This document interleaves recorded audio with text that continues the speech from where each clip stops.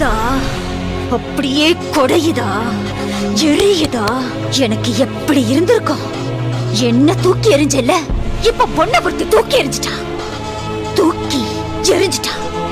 என்னடா இத்தனை வருஷம் வராதவ இப்ப திடீர்னு வந்து நிக்கிறாளேன்னு பாக்குறியா?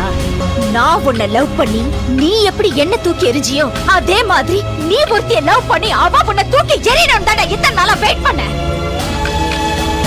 நான் தான் உன் காதல பிரிக்கணும்னு நினைச்சேன். ஆனா அவளே உன்னை சின்ன பையன் சொல்லி வேணாண்டா. ஆக்சுவலி அவளுக்கு தான் நான் தேங்க்ஸ் சொல்லணும்.